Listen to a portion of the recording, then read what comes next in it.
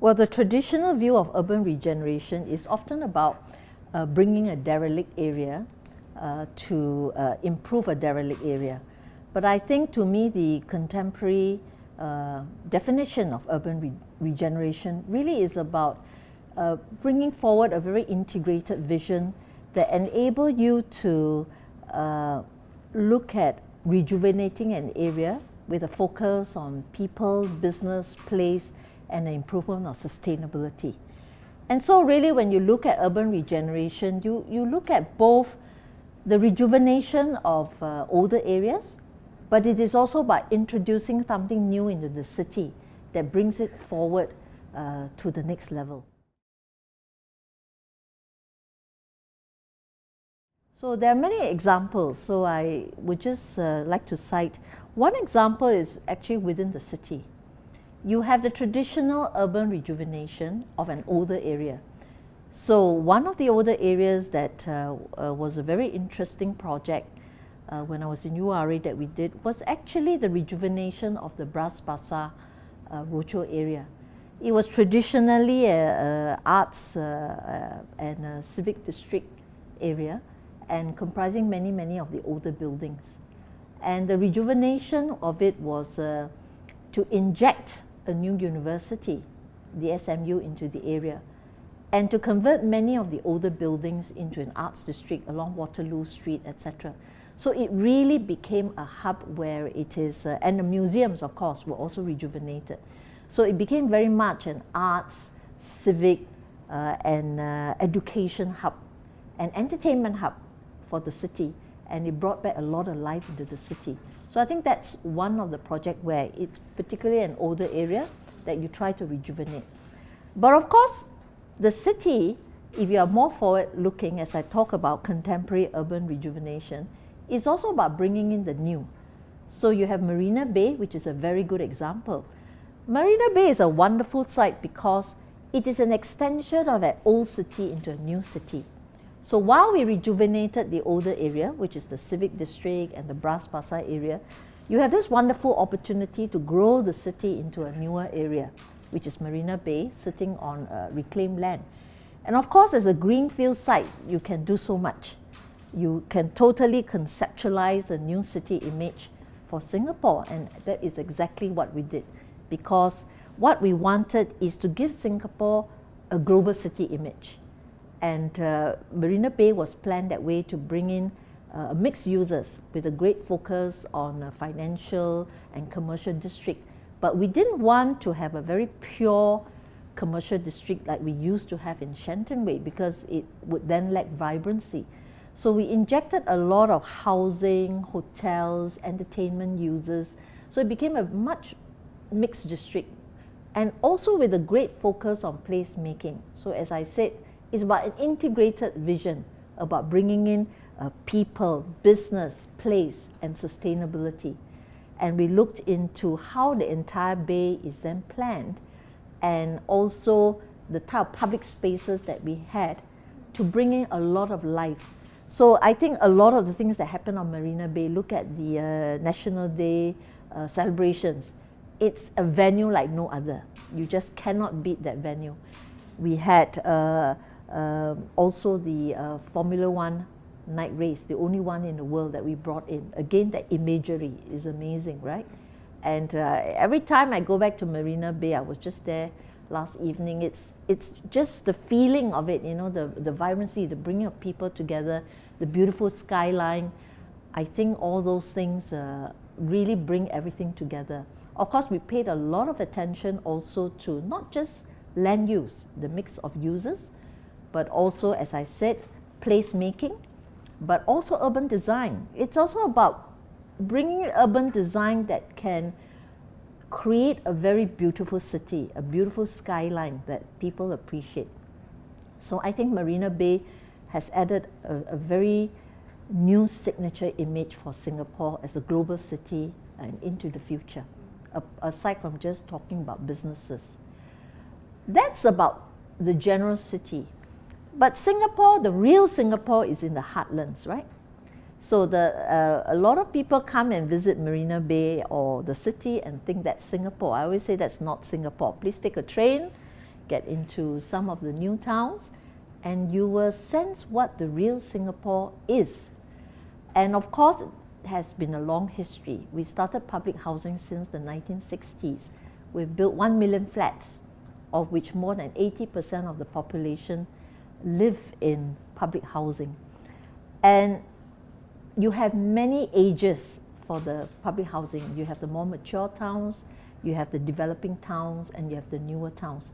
So rejuvenation becomes very important, particularly for the older towns. So in 1995, we brought in the estate renewal program to rejuvenate some of the older and more mature towns, to bring them up to the standards of the newer towns. So just like you have in the city, where you rejuvenated an older area, we also rejuvenate some of the older estates. So a very good example would be Dawson.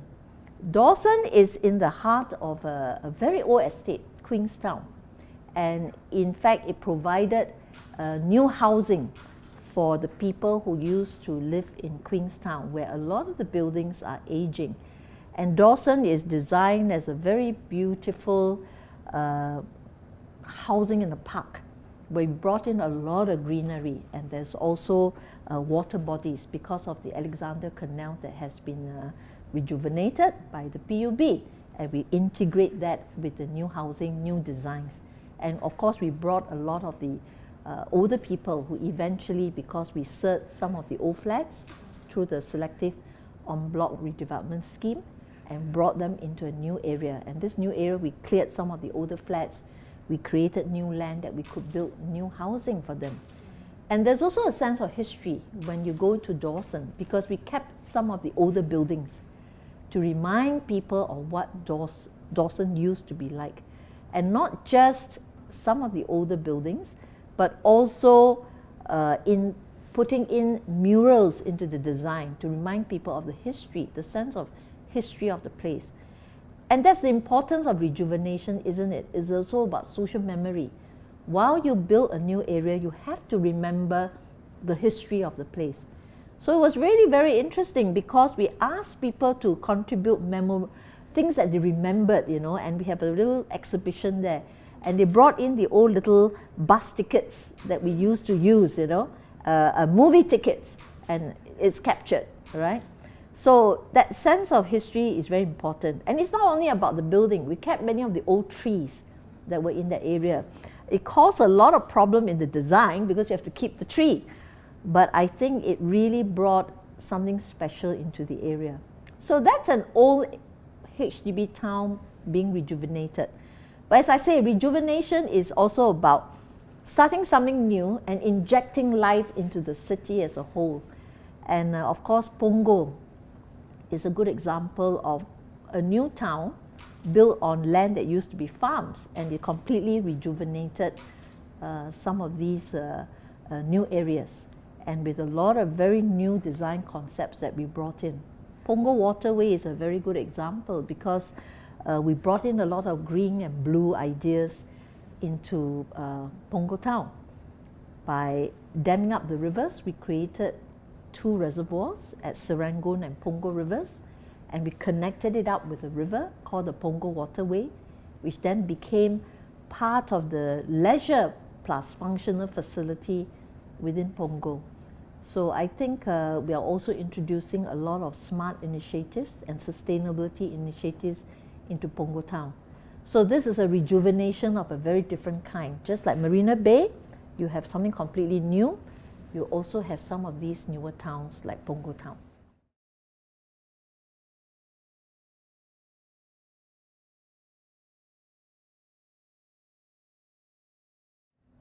The starting point is always planning, all right? It's not just about people, but you have to understand the city. So if you look at Singapore, it is structured with different, the city area is structured with different character. And the starting point is really to the day when Raffles actually planned Singapore. If you look at the grid network of the roads. So when we built Marina Bay, it is actually an extension of the old city in terms of the structure into the new city through this grid of roads. That's one. So the city structure actually continues. Secondly, it's about making sure that the new city is seamlessly plugged in with the old. So a lot of the connectivity must come in. So urban design still plays a very important part because we ensured that it's extremely walkable from the old city into the new city. It's seamless. The MRT is seamless, the walkways are seamless, the public spaces are seamless. And even when you're in the old city, we actually open up the waterfront. Marina Bay used to be the backside of the city, you know, that it was all the boats who used to come in to Clifford Pier. It was the dirty side of the city. I still remember there used to be a very old hawker center there, you know. And of course, we had to turn the city to face the water.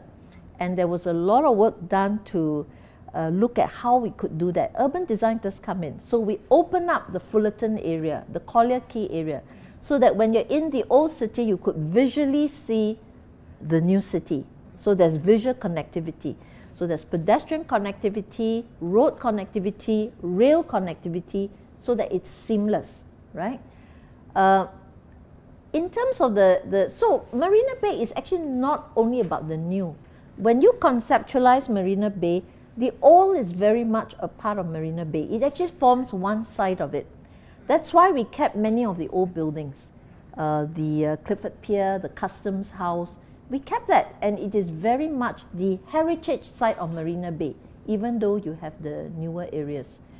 For people, it's very important because one of the worries we had when we did Marina Bay was people may not feel they belong, right? Because it is where all the banks are, all the financial areas. We didn't want people to feel cut off from Marina Bay. So the Bay Area, the water, is really the public space. You have the old Padang in the civic district. This becomes the water Padang. And a Padang is always for people to have activities.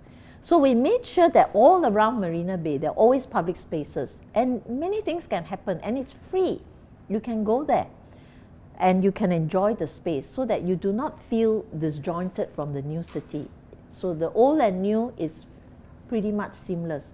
So many of the activities that we do on Marina Bay, actually the general public can just participate. There is no cost to participating, whether they are marathons or public performances on the promenades. People can just go there and enjoy it. So it's very important that they are spaces meant for people, all sorts of people.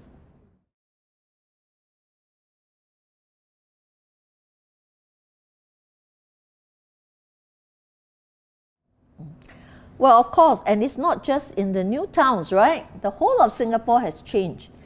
But there are reasons for doing so. I mean, we all used to live in kampongs. We cannot live in kampongs today. Life has moved on, lifestyles have changed. The type of people we have changed. People are far more educated, and you need jobs. The economy is of a totally different economy from the days when you had farms and kampongs.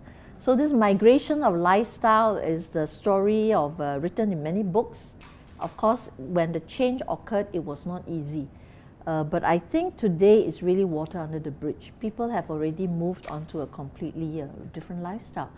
But in a way, you designed a new area. You always try to remember some of the old. So we take cues from the character of the place that was there before. And what you could do is probably just retain some of the memories. So in a way, we designed Punggol, actually, we kept some of the old. For example, everybody loves the old Punggol Road because it leads to the seafood restaurant, right, along the waterfront. So we're going to keep that as a heritage road, whereby we convert it into a park, and that will be kept. And in some of the designs of the public infrastructure, like some of the Kelong bridges, you try to bring back some of the old, and we have some of these murals and storyboards. Not exactly the same, but I think you do recognize that you want to keep the sense of history, but lifestyles have changed. And I think in this, in the case of Singapore, that is always a challenge, right? How do you keep the memory of the old? But it's a bit like conservation, right? I always say people romanticize old lifestyles and conservation. So you look at the old shop houses. Everybody always say, oh, you should keep it exactly the way it is. What does exactly the way it is mean? People who live there used to have no toilets, no sanitation, no water, no electricity, and they sell takya. Is that the type of lifestyle you expect people to continue to live that way?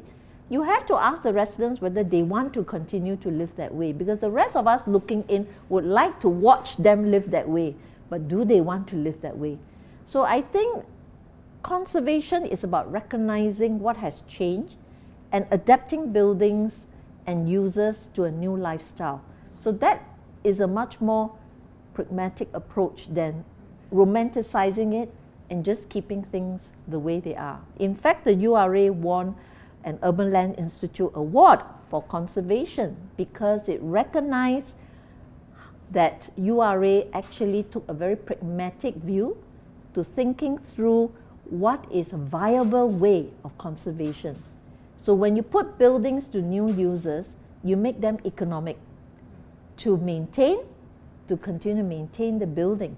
Because if the building is not economic for the owners to restore and maintain the building, then this will fall into a very dilapidated conditions. So I think it's about a very pragmatic way to what you want to keep as a sense of history. And don't forget, the URA conservation program has actually conserved more than 7,000 over buildings and structures, much more than many cities would have kept of the history. And we are land constrained compared to many cities.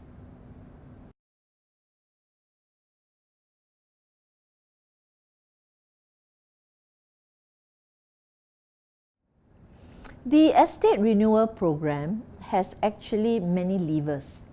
The whole idea for the estate renewal program is really to bring the older towns up to a standard closer to the newer towns, and because some of these are aging. So we've introduced many things, right? One is the upgrading programs. So we upgrade the outside of the flat through the main upgrading program, the interim upgrading program, the neighbourhood upgrading of the public spaces. We also upgrade the inside of your flat through the home improvement program. We also upgrade all the lifts. In the old days, the lifts were just stopping on alternate floors. We have a massive $5.5 billion program over 13 years to upgrade almost all the lifts so that it stops on every floor, because we have an aging population. So that's almost all done already. We also introduced this idea of the selective en bloc redevelopment scheme, whereby there is a limit to how much you can upgrade a very old building. Sometimes it doesn't make sense to upgrade. It's better to redevelop. So that's why the CERS program came in, whereby we would have to acquire flats in an old area, and we build new flats with modern facilities with a 99-year lease to move some of these people affected to a brand new area, so that we can pull down the old flats and build new flats. Now, there are a lot of advantage to that, because when we build the new flats, we can intensify. And when we can intensify, it means that we can bring new families back into the old towns. And many of these new families could be the children of the people, the parents live in the town. So they now have an opportunity to come back and live closer to the parents. So it is a very good scheme. And because we move people en bloc to the new area, the replacement flats, they move as a community. So pretty much the community remains intact. In fact, you can apply for the new flats together with your neighbors. So many neighbors kept to the same floor. They will apply for flats all on the same floor. So they remain neighbors. We pay market value for them to move, and then we give a discount on new flats. You get a fresh lease. All the modern facilities are there compared to their old flats. So it's a very attractive scheme. The only thing is the scheme is a very expensive scheme. And so you probably can't do it everywhere. We can only do it if it's viable for us to do so, where there is potential for us to build more new flats. If we can't build more new flats, then it's really not viable.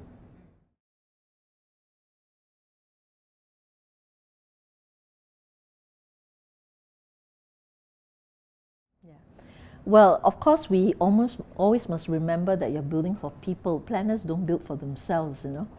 So understanding what people want is very important.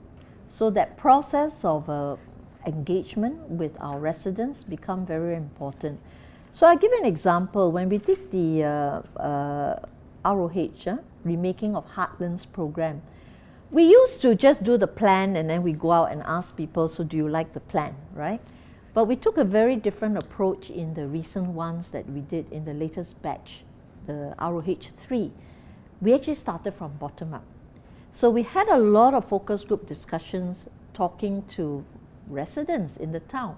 The beautiful part about ROH is because it's not greenfield, you have real life people living in the town before you try to rejuvenate. So that's great because you can touch base with the residents. So it's pretty ground up. So we got a lot of residents together and we asked them about what memories they have of the town. What are the places they like? What would they like to do? You know, and what are the things they like to see if we were to come in and try and rejuvenate parts of the town? So they gave us many good inputs at the start for the planner to recognize places that is very meaningful to people where they grew up. It could be a playground, it could be places they gathered in the shops, you know. And I think that was the starting point where we recognize what people remember and where they hang out, what they like to keep, what new things they wanted. And then from there, we conceptualized the plan. So it was very much ground up for us as guides, taking inputs from the residents. So it's about co-creating a plan, right? Another example is in Tampines. We wanted to create what we call a social linkway in this part of Tampines. And because we knew that everyday people walk along this path, it's a very well-used area from one point to the neighborhood center. So we said, hey, this is a great place where people can interact and meet. But how do we design it that they feel is theirs, you know? So we had a lot of engagement sessions where we had conversations on the ground, there and then. We set up booths along this corridor. And we just stopped people and then asked them what would they like to see, what is meaningful to you. And we even got them subsequently to help design some of the spaces that they wanted to see.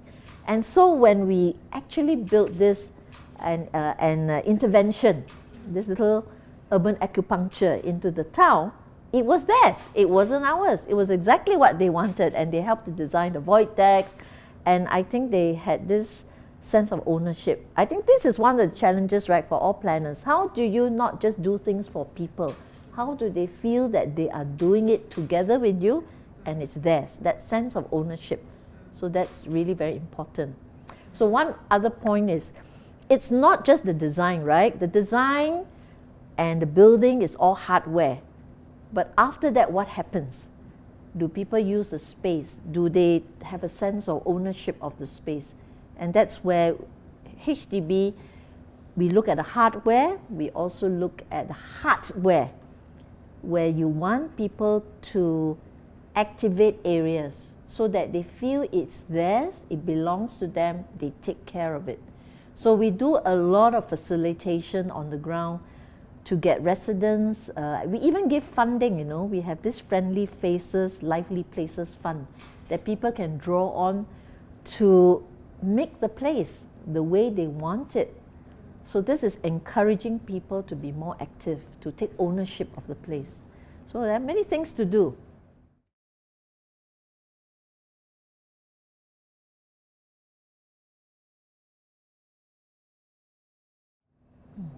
Well, it's a combination of policy and design, right? So I think the very important principle for HDB towns is to foster social cohesion. That is a very, very important principle that we've held on for over 50 years, and we continue to hold on to that, to foster social cohesion. So from the policy angle, of course, it must start with the policy. And the policy has always been that when we build new towns and new projects, we always have a mix. We mix income groups. That means you build 2, 3, 4, 5 room, all mixed, right? And we have rental housing as well. And we have the ethnic integration program, which is a very important policy, whereby we set quotas for every town based on ethnicity demographics.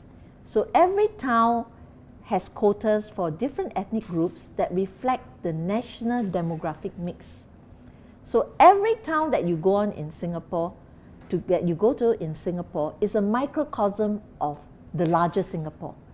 The reason is you do not want to create enclaves where specific ethnic groups reside, because then it will not foster social cohesion. In many Western cities, this is precisely what is happening, right? When you have a lot of immigration, and because a lot of them are maybe lower income, the tendency is to congregate in different places. That does not foster social cohesion, because it can in fact become very explosive. So the ethnic integration program for 50 years or so has helped us tremendously in getting people to learn to live with each other and to get used to each other, because we all meet each other of different ethnic group in the supermarket, in the hawker center, in the schools, and our neighbors celebrate Hari Raya or Vesak or Thaipusam. We're actually very used to it, right? Or Chinese New Year. And in fact, you look forward to each of these festivals, particularly if your neighbor is of a different ethnic and cultural group. So this ethnic integration has been very important. And even beyond ethnic integration, because we started to have new immigrant groups come into Singapore and also permanent residents, we even set a quota whereby we make sure it's distributed and you do not create enclaves. So that is set by policy. And by design is the other part, right? You can design spaces that are shared. So many of our spaces are shared. Not only are the building types of rooms all mixed, even public spaces you mix. We have a 3-generation playground. So it's not only ethnicity, we're talking about intergeneration, different income mixing together. So we have playgrounds today that cater to very young and the older group who exercises. The young are on the playground, because a lot of grandparents bring the grandchildren down to play. So it's about intergeneration. We're designing a lot of public spaces, not only on the playground, the traditional void decks. We introduce ideas like the community living rooms, and we introduce ideas like roof gardens, where residents can get together and congregate and use the spaces.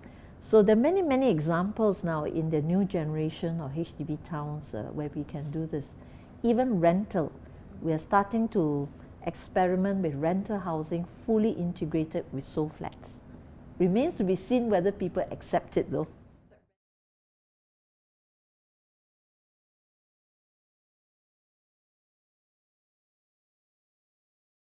Well, again, it's policy, isn't it?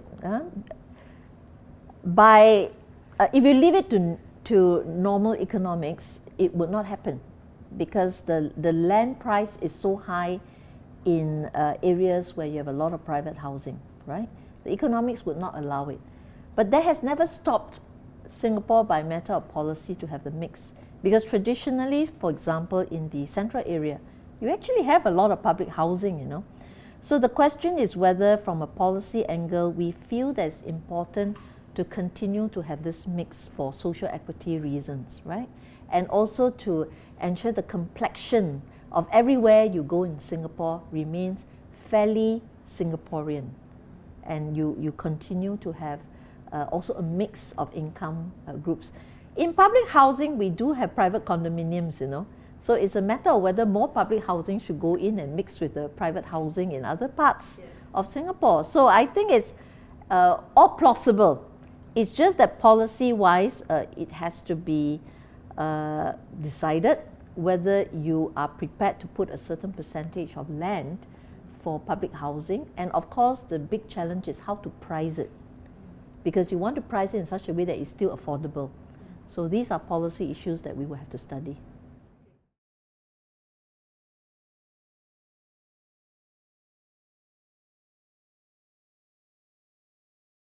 Well, HDB houses more than 80% of the population. It is important for us to keep rejuvenating our towns because we cannot afford to have urban ghettos, when the majority of your population is actually living in the HDB towns. So I would say whatever HDB does affect Singapore quite a bit, the whole urban landscape. So yes, it is a very important component of the urban strategies that we have in rejuvenating Singapore. So I think the HDB towns is a very, very important component.